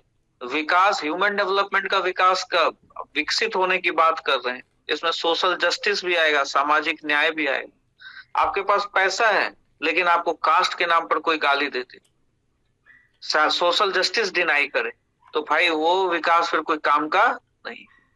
तो वहां वह भी आएगा। उसके बाद जहां पर ये लिखा है आगे, India can accelerate progress towards achieving sustainable and equitable development. सभी का बराबर, सभी को अपॉर्चुनिटी मिले, सभी को जस्टिस मिले। Required concreted efforts from government, civil society, सभी लोगों का पार्टिसिपेशन होना है, सरकार का, समाज का, प्राइवेट सेक्टर का, इवन इंटरनेशनल कम्युनिटी का। तब जाके हमारा कंट्री जो है फुल पोटेंशियल से आगे बढ़ेगा। इस तरह का कंक्लूजन आपको देना है, ठीक है। चलिए अब आगे नेक्स्ट क्वेश्चन है माइक्रो फाइनेंस इंस्टीट्यूशन वाला, सेल्फ हेल्प ग्रुप्स वाला और कोऑपरेटिव्स वाला।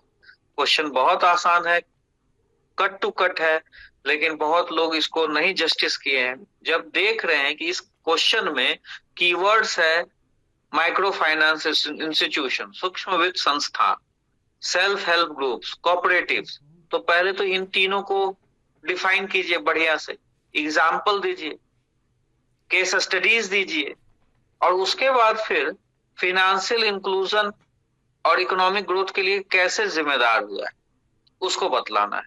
तो फिनेंशियल इंक्लूजन को भी आप कंसेप्ट को भी एक्सप्लेन कर सकते हैं। उसके बाद तीनों का एक केस स्टडीज जब आपने दिया हुआ है, कुछ कुछ बतलाया हुआ है, तो कैसे ये लोग फिनेंशियल इंक्लूजन को प्रमोट कर रहे हैं उसको एक्सप्लेन करना था। तो आप लोगों ने ना हैपहैजार्डली काम कर दिया है, मिक्स कर दिया है।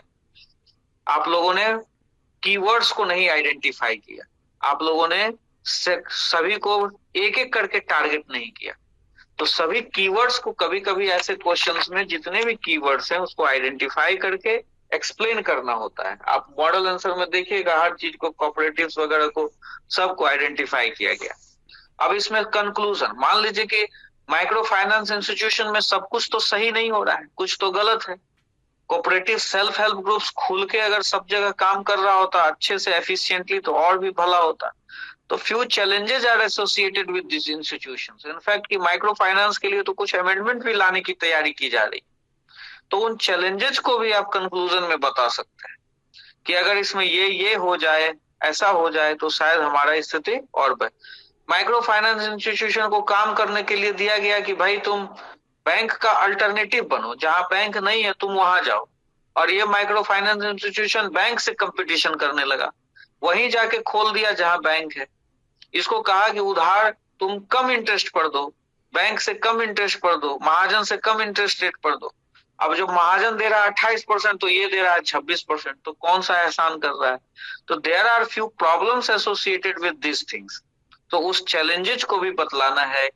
इस तरह से अगर सभी लोग लास्ट में अगर सभी लोग मिलकर काम करेंगे, सारे इंस्टीट्यूशंस मिलकर काम करेंगे, तो शायद लॉन्ग टर्म में हमारा देश इकोनॉमिक डेवलपमेंट रास्ते पर चल पड़ेगा। ठीक है, इसको इस तरह से कंक्लूड करना था, प्रॉस्पेरिटी सभी के लिए आ जाएगी। चलिए लास्ट क्वेश्चन है, most important challenges before Jharkhand economy. Most important challenges before Jharkhand economy. दिन भर हम लोग झारखंड में रहते हैं, झारखंड के लिए प्रभात खबर ये वो पढ़ते रहते होंगे, आपको बहुत सारा समस्या मिलता हो, बड़ा व्यवहारिक आंसर भी आप लिख सकते हैं, तो दिन रात आप देखते हैं। इसको कोई लोग सेक्टोरल टारगेट नहीं किया है। आप जो चीज किताब में पढ़ रहे हैं, कोई जमाना था जिस समय वो लिखा गया था, आप अपना सोच तो डालिए। आप सेक्टोरल पहले टारगेट कीजिए। एग्रीकल्चर में क्या प्रॉब्लम है झारखंड के इकोनॉमी, आप देखिए मॉडल आंसर जिस तरह से दिया गया है कि माइनिंग को लेके कब तक राग अलापिएगा, माइनिंग है, झारखंड में इतना परसेंट मिनरल है, क्या झारखंड में एग्रीकल्चर बढ़िया नहीं हो सकता?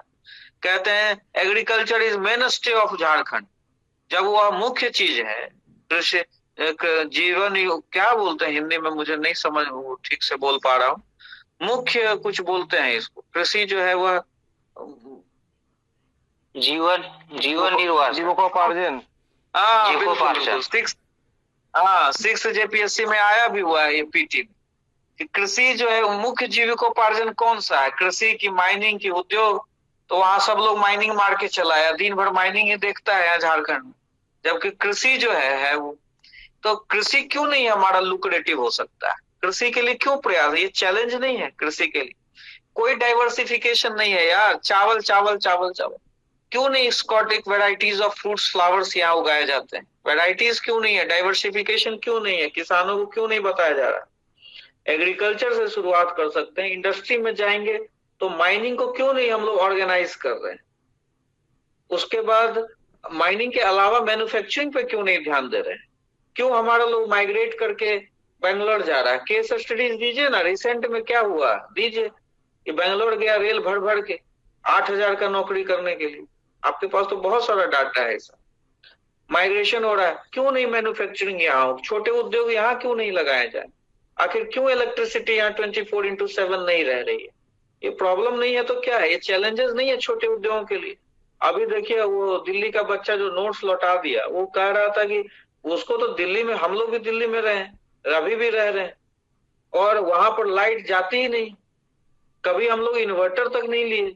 अभी सोसाइटी में रह रहे हैं दिल्ली में, तो वहां डीजी से पावर बैकअप हो जाता है, पता ही नहीं चलता है कि लाइट कभी गई थी।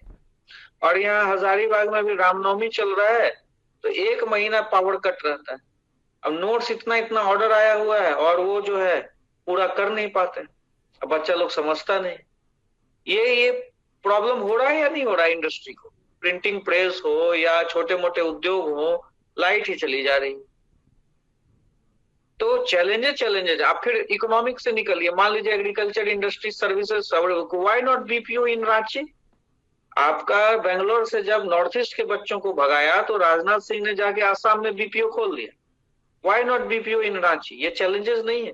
हमारा युवा क्यों जाए इंग्लिश सीखे यहाँ हजारीबाग में, धनबाद में, और जाए दिल्ली में और नोएडा में काम करने के लिए कॉल सेंटर में? यहाँ क्यों नहीं कॉल सेंटर? ये चैलेंजेस ही तो है। हम लोग सेक्टोरल टारगेट कीजिए, सेक्टोरल में मजा आएगा टारगेट करने। आप भाव मतलब एक एक चीज को एकदम, झारखंड में मुझे कह दीजिए खड़ा, शिकायत करने के लिए मेरे पास बहुत सारा चीज है, चैलेंजेस मेरे पास बहुत है। मुझे बहुत कभी कभी रोना आता है स्थिति देख के कि इतना अच्छा राज्य है, इतना रिच रिसोर्सेस है, और इतना बैकवर्ड है, और लोग डिमांड ही नहीं करता है यहाँ का। डिमांड करे ना, यहाँ बाहरी भीतरी में लड़वा दिया लोगों। अब मुझे भगा दोगे तो कौन पढ़ाएगा इकोनॉमिक्स? जन्म ही मेरा झारखंड में हुआ है, हमसे मांग रहे हो 32 का खतियान, कहाँ से लाएंगे 32 का खतियान? अरे भाई जियो और जीने दो। उसके बाद तुम लोग ये सब छोटे छोटे इश्यू में पड़े, और लार्जर इश्यू तुमसे छीना जा रहा है। जॉब्स के बारे में किसी का डिमांड नहीं है, हम लोग बाहर माइग्रेट करने जा रहे हैं जॉब के लिए। सेक्टोरल टारगेट हो गया इकोनॉमिक। फिर आ जाओ सोसाइटी पर, बताइए आप डेवलप होना चाह रहे हैं, विकसित होना चाह रहे हैं, और डाइन कह के मार दे रहा पेपर में। पढ़ते हो या नहीं पढ़ते हो? पढ़ते हो ना तुम लोग? डायन कह के मार दे रहा है यहाँ पर औरतों। ये कैसा सिविल सोसाइटी है जी? ये चैलेंजेस नहीं है झारखंड के लिए? ये भी चैलेंज है, बहुत बड़ा चैलेंज है। महिलाओं के बारे में ट्राइबल, अब ट्राइबल को थोड़ा सा पकड़ो।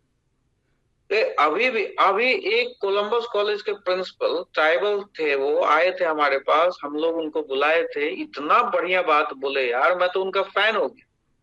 लोग कहता है कि आदिवासी नहीं कर सकता, आदिवासी भाई तुम ह्यूमन डेवलपमेंट करो, शिक्षा स्वास्थ्य सबको पहुंचाओ, सभी में क्षमता है। आप तो ट्राइबल बेल्ट की तरफ ध्यान ही नहीं दे रहे, उनको तो छोड़ दिए आप महुआ ताड़ी के चक्कर में। आपने ऐसे नियम कानून लैंड रिलेटेड लॉज बनाए हुए हैं जो उनको आगे जाने ही नहीं दे रहा है। आज की डेट में अपना जमीन भी वो नहीं बेच पा रहा, अगर उसको एक टुकड़ा बेच के अगर वो बड़ा बिजनेस करना चाहता है वो भी आप अलाउ नहीं कर रहे हैं। आज की डेट में लोग इंपावर्ड हुए हैं, कोई उनसे जबरदस्ती नहीं कर सकता है, पुलिस है, प्रशासन है, सब कुछ है, तो लैंड लीजिंग लॉज क्यों नहीं लाया जाए? बेचारा को कोई राइट्स ही नहीं है, अपना बेच ही नहीं सकता है जमीन। ट्राइबल के लिए कोई सुधार की जरूरत नहीं, कोई उस पर ध्यान नहीं दे रहा है। इंफ्रास्ट्रक्चर नहीं है आपके पास, रेल नहीं है, रोड नहीं है। अभी तक झारखंड का ऐसा बहुत सारा हिस्सा है रेल नहीं है, रोड नहीं।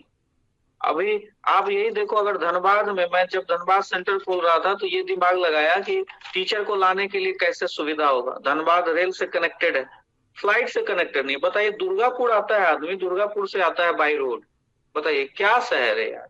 मतलब इतना बड़ा कोयला का व्यापार, धनबाद झरिया इतना फेमस, और वहां आज तक एक हवाई अड्डा नहीं। देवघर में बनाया, चलो ठीक है, इसमें भी तो बनना चाहिए। हम लोग डिमांड ही नहीं करते हैं। ये सब ब्लैक बॉटल नेक इंफ्रास्ट्रक्चर बहुत कमी है झारखंड में। बढ़िया रोड नहीं, बढ़िया आपका इतना जिला है जिसमें लगभग 8 से 10 जिला एयरपोर्ट होना चाहिए था, बहुत कमी है हमारे यहाँ, लेकिन हम लोगों को नहीं दिया जा रहा। झारखंड जब मिनरल रिच स्टोर है, यहाँ रेल की कनेक्टिविटी क्यों नहीं है?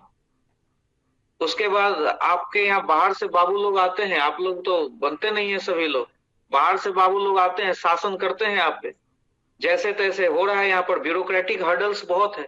आप कहेंगे कि आपके मुख्यमंत्री को काम करने नहीं दे रहा, क्यों भाई? बाहर वाला बाबू उसको सिखा दे रहा है। यही ब्यूरोक्रेटिक हर्डल्स है, एडमिनिस्ट्रेटिव लाइन प्रोसीड्योर्स स्मूथ नहीं है, ट्रांसपेरेंसी नहीं है। ये सबको दीजिए, दीज आर द चैलेंजेस। उसके बाद हेल्थ केयर एजुकेशन का पैरामीटर झारखंड में एकदम है ही नहीं। अब हम लोग अभी झारखंड में यहाँ बात कर रहे हैं, जैसे यहाँ कैनेरी हिल में मैं रह रहा हूँ, तो कहता है मेरा स्टूडेंट लोग हजारीबाग सर इधर बहुत जंगल हुआ करता, ये बाईपास बना तो ये जंगल कट गया, यहाँ ऐसे पॉल्यूशन हो रहा है, डिफोरेस्टेशन हो रहा है, हर जगह झारखंड में जंगल कट रहा है। जब बाहर से जंगल दिखेगा, बीच का जंगल गायब हो गया। इसके लिए कोई कुछ नहीं सोचने के लिए तैयार।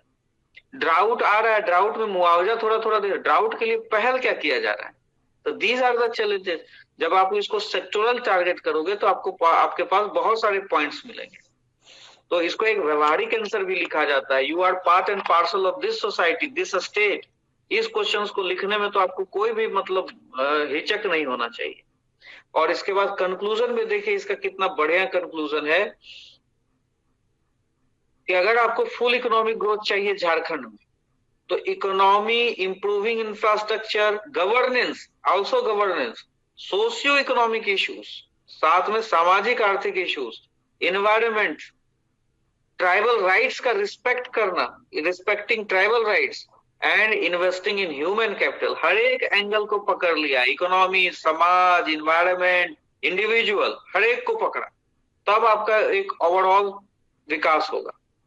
उसके बाद आप इंक्लूसिव और सस्टेनेबल डेवलपमेंट पे पहुंच सकते हो।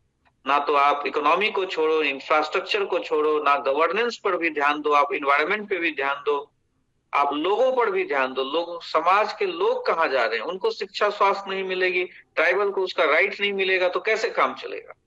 तो इसके लिए सरकार ही जिम्मेदार नहीं है, इसके लिए सरकार को भी रिस्पॉन्सिबल बनाइए, प्राइवेट सेक्टर भी बनिए, आप सिविल सोसाइटी बनिए, आवाज उठाइए, लोकल कम्युनिटीज इसके लिए आवाज उठाए, आपका जो विधायक जिसको चुन के भेजते हैं उसको इनकॉर्पोरेट कीजिए। इस तरह से हम लोग झारखंड को रास्ते पर ला सकते हैं। These are the challenges. इसको एक व्यवहारिक आंसर में भी लिखिए अच्छा रहेगा। बहुत सारे लोग देखिए, ये एकदम व्यवहारिक मैंने मॉडल आंसर दिया है, किताब में देखिएगा कि बहुत लिमिटेड दिया हुआ है। खुद नोट्स में पहले हमने बनाया था, नरोत्तम दास का कुछ इस तरह का कुछ बुक था, उससे निकाल के बनाया था। और भी वो सब ट्रेडिशनल पॉइंट्स हैं, ट्रेडिशनल पॉइंट्स दीजिए, साथ साथ में ये डायनेमिक पॉइंट डालिए, आपको नंबर फिर मिलेगा। ठीक है। एक प्रीलिम्स का एमसीक्यू सब लोग गलत कर रहा था, रियल इनकम मनी इनकम वाला, एक दो को छोड़ के सब लोग गलत किया है। वो नेशनल इनकम का डिफिनीशन है। Money income, money value of all goods and services को हम लोग जोड़ते हैं। किसी देश की सीमा के अंदर उत्पादित सभी वस्तु और सेवाओं का मौद्रिक मूल्य जोड़कर हम नेशनल इनकम निकालते हैं। तो डिफिनीशन ही है money value of all goods and services, उसी को मनी इनकम को कहा जाता है राष्ट्रीय आय। रियल इनकम तो वास्तविक आय होती है जिसमें इन्फ्लेशन को एडजस्ट करते हैं, तो रियल इनकम नहीं होगा उसका आंसर, उसका इनकम होगा money income. Your money income, इसका मतलब मनी इनकम क्या है, मनी इनकम क्या है, तो गुड्स एंड सर्विसेज जो भी आपके देश में उत्पादित होते हैं उसका मौद्रिक मूल्य, इसलिए उसका आंसर ए होगा। मेजोरिटी ऑफ लोग उसको गलत किए। सर ये मनी इनकम वाला वर्ड तो आज तक जानते नहीं करते थे, हम लोग जानते थे ये नॉमिनल इनकम। हिंदी में इसको बोलते हैं भैया मौद्रिक मूल्य, इसको कहते हैं। मतलब आपको हिंदी में, मैं पहले इंग्लिश में डिफिनेशन बता रहा हूँ, money income of all goods and services produced with in domestic territory, money income produced. तो जितनी भी आपके देश में वस्तु और सेवा उत्पादित हुई है उसका मौद्रिक मूल्य, उसका धन मूल्य, उसका मनी वैल्यू कहलाता है राष्ट्रीय आय। जितनी भी वस्तु और सेवा उत्पादित हुई है उसका मौद्रिक मूल्य, उसका धन मूल्य, उसका मौद्रिक मूल्य। आप बोल रहे हैं रियल इनकम, रियल इनकम होता है वास्तविक आय जिसमें इन्फ्लेशन को एडजस्ट करते हैं। आप नहीं सुने हैं तो आपका कंसेप्ट का प्रॉब्लम है। यह तो डिफिनीशन में ही बताया गया है कि नेशनल इनकम क्या होता है भाई, तो मनी इनकम होता है। मनी इनकम कहां से आया, मनी इनकम धन मूल्य कहां से आया, जो आपने वस्तु और सेवा उत्पादित किया है उसका मौद्रिक मूल्य कहलाता है राष्ट्रीय आय। ये तो डिफिनीशन में लिखा हुआ, आप कह रहे हैं कहीं सुने ही नहीं, इसीलिए तो क्वेश्चन पूछा ना आपसे। ठीक है, कौन बोले कि आज तक सुने ही नहीं? सर हम। कौन, नाम तो बताइए। सर रोहित कुमार। सर ये बोल रहे थे कि मनी इनकम जो आपने जो लिखा वो हिंदी से ट्रांसलेट करके लिखा ना, और हम लोगों ने नॉमिनल इनकम पढ़ा था। दूसरा होता है नॉमिनल इनकम, रियल इनकम दूसरा होता है, धन मूल्य ही होगा। धन मूल्य या मौद्रिक मूल्य इसको कहते हैं। वस्तु और सेवाओं को जब आप बेचते हैं तो आपको क्या मिलता है, धन मिलता है, इसको धन मूल्य ही बोलते हैं, मनी इनकम ही बोलते हैं। ठीक है सर। ठीक है, नॉमिनल इनकम दूसरा होता है, रियल इनकम दूसरा होता है। एक इन्फ्लेशन एडजस्टेड होता है, एक विदाउट इन्फ्लेशन एडजस्टेड होता है। नाम मात्र जीडीपी जिसको बोलते हैं, नॉमिनल जीडीपी। ठीक, हाँ सर। चलिए, बहुत अच्छा लगा आप लोगों को बात करके, लेकिन बहुत लोग वीडियो जो ऑन नहीं करते हैं ना, तो ये सर। हाँ बोलिए सर, जैसे आप अभी मार्किंग कर रहे हैं तो कितने मार्क्स को हम लोग माने कि हाँ सही है आंसर हमारा? इस बार मैंने बहुत काटा है, मैं थोड़ा सा ज्यादा हार्श हूँ काटने के मामले में। और मैं बताऊं कि जो लोग को मैं लास्ट 7 to 10th जेपीएससी में 122-25 दिया था, वो लोग 138-42 नंबर लाए। मैं इस तरह का नंबर आया। ठीक है, तो मैं ज्यादा काटता हूँ, तो आप ना उम्मीद मत हो, अच्छा नंबर आएगा। आप अगर मैं 80 दे रहा हूँ तो आपको 100 आएगा। सर जैसे किसी क्वेश्चन में आपने को 30 तो नहीं, मतलब 23, 24 ऐसे करके दिए, तो ये ठीक माना जाएगा? आपका क्या नाम है, क्या नाम है आपका? अच्छा, अभी तो आपका प्रिया। 23, 24 दिया होगा। जब कोई भी कुछ ज्यादा एवरेज टाइप का लग रहा होगा, उसमें ना कोई वर्ड मुझे हिट नहीं किया हो। अगर कोई वर्ड मुझे हिट कर जाता है, कंसेप्ट जिसका मुझे दिख जाता है, उसको मैं 27 देता हूँ। एक क्वेश्चन में 30 आया है बट हाँ, वो कौन सा क्वेश्चन है? हाँ, एक आध क्वेश्चन में 30 भी है, बट हाँ, तो वो एग्रीकल्चर वाला, फार्म सेक्टर वाला है। तो उसको आपने बढ़िया लिखा होगा, कंसेप्ट मुझे दिखा होगा, उसमें अनबैलेंस ग्रोथ वाला कंपोनेंट कुछ जिक्र किया होगा आपने। तो जिसमें कंसेप्ट हिट कर जाता है मैं नंबर दे देता हूँ। 32 नंबर भी मैंने किसी को दिया है अभी इस बार। अरे रशीद अंसारी जी लेफ्ट हो गए।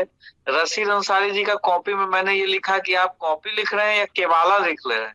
थोड़ा सा हैंड राइटिंग पर भी ध्यान दीजिए आप लोग। कॉपी लग रहा था कि किसी का जमीन का केवाला है, बताइए। थोड़ा सा स्पेस देके, थोड़ा सा हैंड राइटिंग को भी बनाकर काम करना है, ठीक है? फर्क पड़ जाता है। प्रिया जी 23-24 नंबर देने का मतलब है वो एवरेज नंबर जा रहा था आपका, उसमें कोई चीज मुझे हिट नहीं कर रही थी। Show your answer. अगर आपके पास कंसेप्ट है आप उसको शो कीजिए, कुछ दिखाइए, कुछ हाईलाइट कीजिए, कीवर्ड्स को अंडरलाइन कीजिए, ठीक है? किए हैं सर, अंडरलाइनिंग वगैरह तो किए हैं। थोड़ा सा कंक्लूजन में मेरे को प्रॉब्लम आया है एक दो क्वेश्चन में, वो मेरे को फील हुआ अभी मॉडल सुनने के बाद आपका। वो हम समझ के कैसे करना है वहां पर आपको कुछ कंक्लूजन वगैरह में रिमार्क्स कुछ भी नहीं लिखा है सर, बस लिखा गया है ऐसे कुछ, मतलब गिव सजेस्टिव कंक्लूजन लिखा है। हाँ तो है ना, तो सजेशन, तो ये तो बहुत बड़ा रिमार्क्स है। और you need to write more pages, ये भी लिखे हैं। तो कंटेंट एक कम होगा। दूसरा सजेस्टिव कंक्लूजन, जहां पर आपसे सजेशन मांगा जा रहा है, सजेशन दीजिए, अपने तरफ से आइडिया दीजिए, ठीक है? आपने लिख दिया होगा, आपने कंक्लूजन लिख दिया होगा 1.5-2 लाइन, ठीक है। और बोलिए कोई। सर एक सवाल था, जैसे आपने बोला कि 8 से 10 पेज लिखना है, तो सर 8 से 10 पेज मतलब 800 वर्ड तो क्रॉस कर जाएगा ना? अगर 800 वर्ड हम लिखेंगे एक क्वेश्चन में, तो टाइम कहाँ मिलेगा हमें? और भी क्वेश्चन तो छूट जाएंगे जो लास्ट वाले होंगे। ये तो विवाद का विषय है। आप अपना स्पीड बढ़ाइए, जो करना है वो करिए। ऐसा हम कहते हैं कि 5, 5.5, 6 पन्ना सफिशियंट, लेकिन मेरे को चैलेंज किया गया आप ही के सिलेक्टेड बच्चे के द्वारा। मेरा बड़ा फेवरेट बच्चा है, आप कहिएगा अगले गूगल मीट में उसको जोड़ देंगे। म्युनिसिपल कमिश्नर ऑलरेडी बना हुआ है। जो दोस्त लोग आपस में बात करते हैं तो वो लोग बात करते हैं ना कि तुम कितना लिखा, कितना लिखा। अभी देखिएगा अदिति का, देखिएगा कॉपी निकाल के कितना पेज,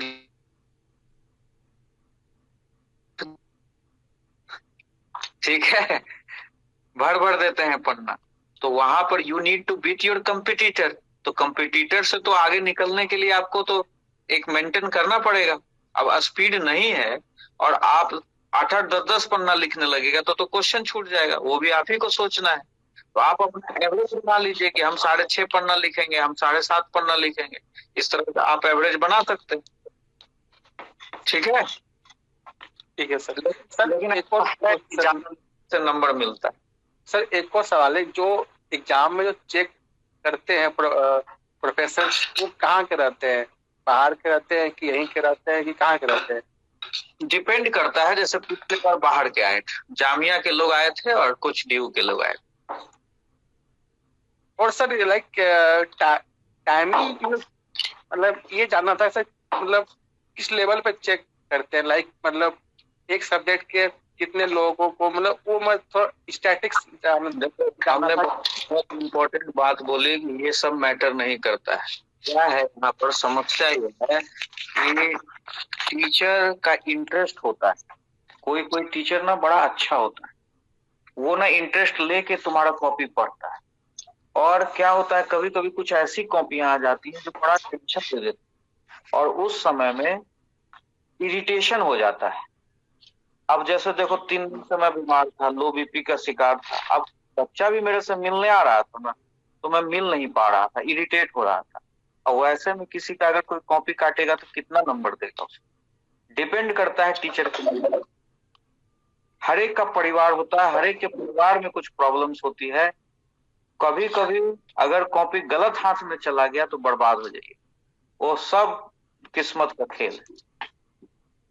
लेकिन अब कितना भी है कि भाई किसी को खेल थोड़ी ना करवाएगा, कितना भी उसका मूड खराब है, लेकिन फर्क पड़ जाता है टीचर के हाथ।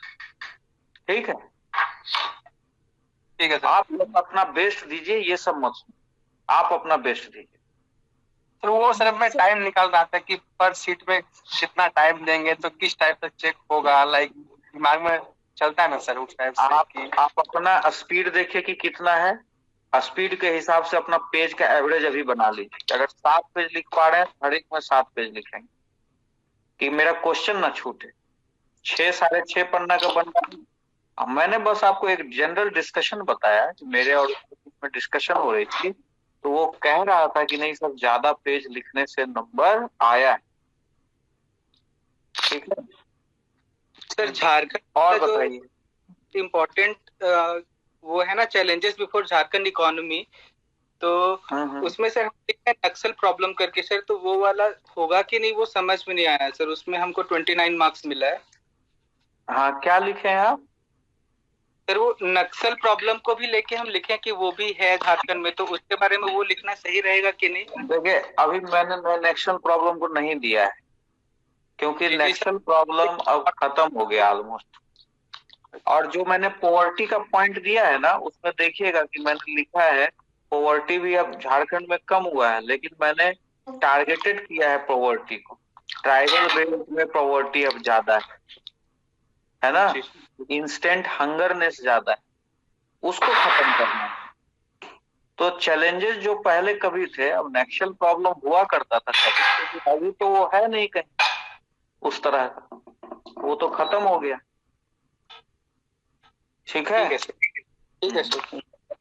पहले you need to write most important and most relevant, सबसे पहले सबसे महत्वपूर्ण और सबसे आवश्यक चीजों को लिख लीजिए, फिर अगर समय मिलता है तो उसको और भी चीजों को लिखिए। ठीक है हाँ, और किसी को कुछ पूछना है?